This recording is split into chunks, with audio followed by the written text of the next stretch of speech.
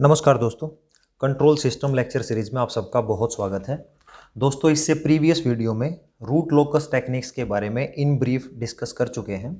दोस्तों, इस वीडियो में रूट लोकस डायग्राम्स कैसे प्लॉट किए जाते हैं उसको लेके हम अलग अलग प्रॉपर्टीज़ को इन डिटेल स्टडी करने वाले हैं। तो दोस्तों, बिना टाइम वेस्ट किए हम इस रूट लोकस डायग्राम्स की प्रॉपर्टीज़ को डिस्कस करते हैं। तो जो पहली प्रॉपर्टी है दोस्तों, it is always symmetric with respect to real axis. इसका मतलब क्या है?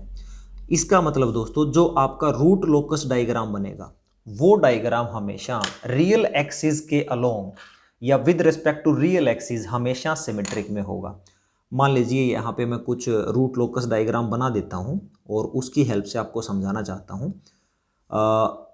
मान लीजिए कुछ ऐसा रूट लोकस डायग्राम आपका बन जाएगा, या दूसरे टाइप का जो डायग्राम है दोस्तों वो मान लीजिए कुछ ऐसा है, कुछ ऐसा आपका बन जाएगा। तो यहाँ पे ये आपका सिंपली एस प्लेन है दोस्तों, और एस प्लेन में ये आपका नेगेटिव रियल एक्सिस है और यहाँ ओरिजिन से राइट साइड में आपका पॉजिटिव रियल एक्सिस है। इसका मतलब ये है, प्रॉपर्टी 1 ये कहना चाहती है कि आप अगर रियल एक्सिस के विद रिस्पेक्ट टू, यानी रियल एक्सिस पे मैंने जहां पेन रखा हुआ है इससे ठीक टॉप साइड और इसके ठीक बॉटम साइड आपको जो शेप मिलेंगी वो बिल्कुल सिमेट्रिक मिलेंगी।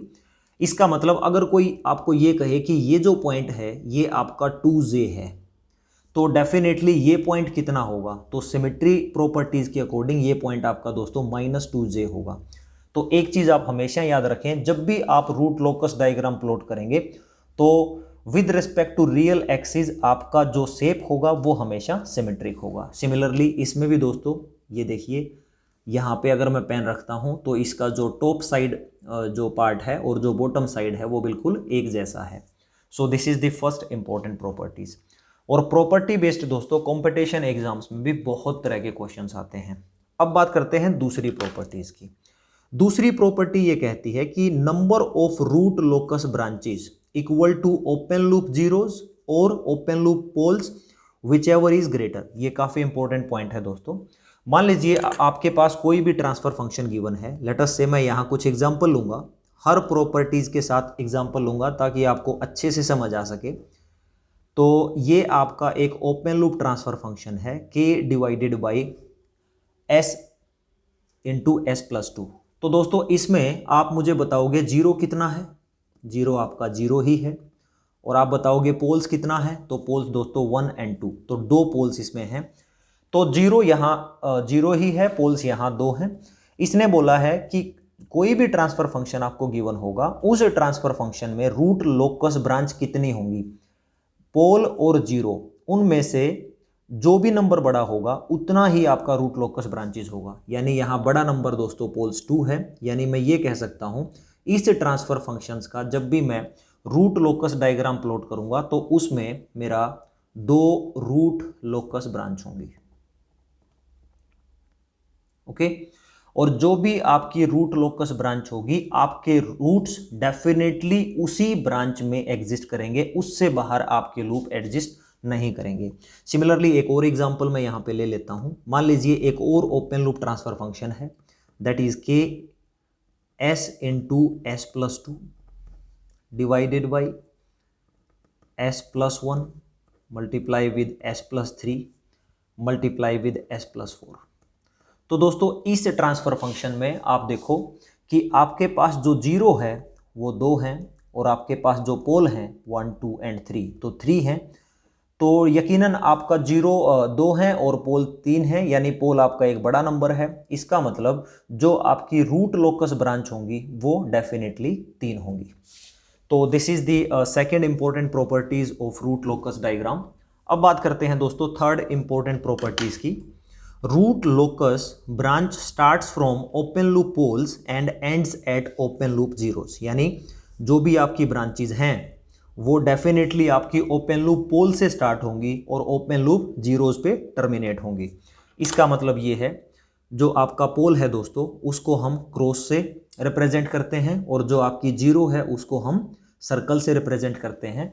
तो जो भी हमारी रूट लोकस ब्रांचेज होंगी ब्रांचेज कितनी होंगी ये प्रॉपर्टी नंबर 2 से पता लग चुका है, लेकिन उन ब्रांचेज का फ्लो डायरेक्शन क्या होगा वो प्रॉपर्टी नंबर 3 हमें बताती है कि हमारी जो रूट लोकस ब्रांचेज हैं वो हमेशा पोल से दोस्तों स्टार्ट होंगी और वो हमेशा 0 की तरफ टर्मिनेट होंगी। तो ये चीज़ें आपको जरूर ध्यान रखनी है।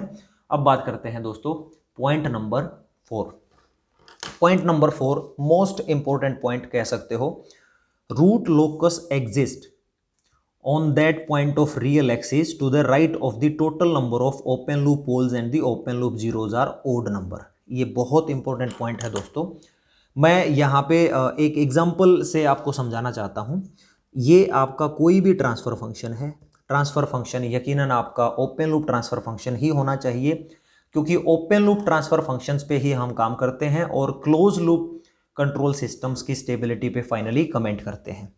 तो यहाँ पे k into s again multiply with s plus 2 divided by s plus 1। ये मैंने अपनी तरफ से कोई एग्जांपल लिया है, आप कोई भी एग्जांपल ले सकते हो, लेकिन यहाँ हर प्रॉपर्टीज़ के पॉइंट को समझाने के लिए मैं एग्जांपल जरूर लूँगा जिससे आपको उस प्रॉपर्टीज़ को समझना बहुत आसान हो सके।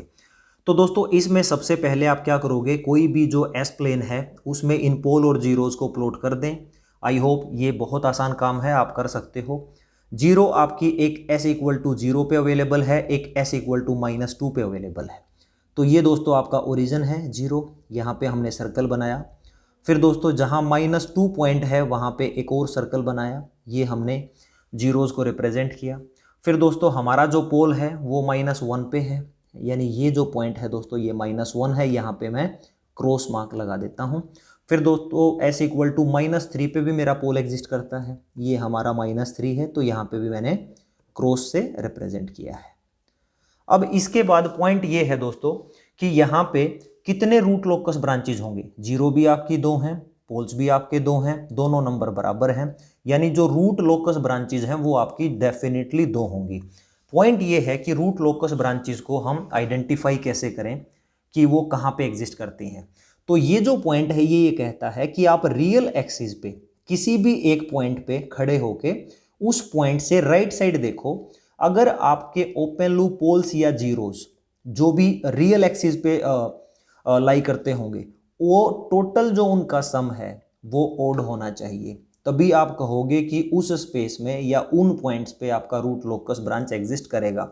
मान लीजिए आप यहाँ पे खड़े हो, यहाँ से अगर आप राइट साइड देखोगे तो कोई पोल और जीरो नहीं है, इसका मतलब यहाँ पे उन दोनों का जो सम है वो ओड नहीं है। इट मीन्स जीरो हम एक तरीके से इवन कंसिडर कर लेते हैं। फिर दोस्तों अगर आप इन दोनों के बीच खड़े होके देखते हो, माने इस पॉइंट पे आप खड़े हो, तो इस पॉइंट से राइट साइड जब आप देखोगे तो आपको सिर्फ वो पोल्स और जीरोस देखने हैं जो सिर्फ रियल एक्सिस पे लाई करते हो। तो दोस्तों इसके राइट साइड हमारी एक जीरो एग्जिस्ट करती है और 1 दोस्तों आपका ओड नंबर है, तो डेफिनेटली आप कहोगे कि इन दोनों के बीच में जितने भी पॉइंट्स होंगे वहाँ पे आपका रूट लोकस ब्रांच एग्जिस्ट जरूर करेगा। अब दोस्तों इसी के साथ आप यहाँ आ जाइए, इस पोल और इस जीरो के बीच में किसी भी पॉइंट पे आप खड़े होके राइट साइड देखोगे तो राइट साइड में दोस्तों एक पोल है और एक आपका जीरो है, टोटल दोनों का सम 2 हुआ, 2 आपका ओड नहीं होता, तो इसका मतलब दोस्तों इस पोल और इस जीरो के बीच में आपका रूट लोकस ब्रांच एग्जिस्ट नहीं करेगा। ये वो पॉइंट है जो मोस्ट इंपॉर्टेंट पॉइंट है। फिर दोस्तों आप इस जीरो और इस पोल के बीच में किसी भी एक पॉइंट पे खड़े होके राइट साइड चेक करो और ये देखो कि कितने पोल्स और जीरोज आपके रियल एक्सिस पे लाई करते हैं। तो दोस्तों अगर मान लीजिए मैं यहाँ पे खड़ा हूँ तो इसके राइट साइड में देखूंगा 1 2 3, यानी 2 आपकी जीरो हैं, एक आपका पोल है, एक पोल और 2 जीरो, टोटल सम दोस्तों 3 हुआ। 3 आपका ओड नंबर होता है, तो यकीनन आप कहोगे कि इन दोनों के बीच जितने भी पॉइंट्स हैं वहां पे आपका रूट लोकस डेफिनेटली बनेगा। तो यहाँ पे जो रूट लोकस ब्रांचेज हैं एक ये है दोस्तों और एक ये है, और यहाँ जो पॉइंट नंबर 2 था वो यही था कि जो आपका ओपन लूप जीरोज या ओपन लूप पोल्स इनमें से जो भी बड़ा नंबर है उतने ही हमारे रूट लोकस ब्रांचेज हैं। यहाँ पे दोस्तों जीरो आपके 2 थे, पोल्स भी आपके 2 थे, दोनों सेम नंबर थे, यानी आपके जो रूट लोकस ब्रांचेज हैं वो 2 ही हैं। तो यहाँ पॉइंट नंबर 2 भी प्रूफ हो चुका है और पॉइंट नंबर 4 भी हम समझ चुके हैं। इसका मतलब जो पॉइंट नंबर 3 है इसको भी यहाँ पे एक्सप्लेन करेंगे कि ये कहता है कि root locus branches always starts from open loop poles. तो दोस्तों ये आपका ओपन लूप पोल था, तो इसका मतलब जो रूट लोकस ब्रांचेज ये है इसका जो फ्लो होगा वो डेफिनेटली इस डायरेक्शन में होगा, क्योंकि ये ओपन लूप पोल से स्टार्ट होता है और जीरो पे टर्मिनेट होगा।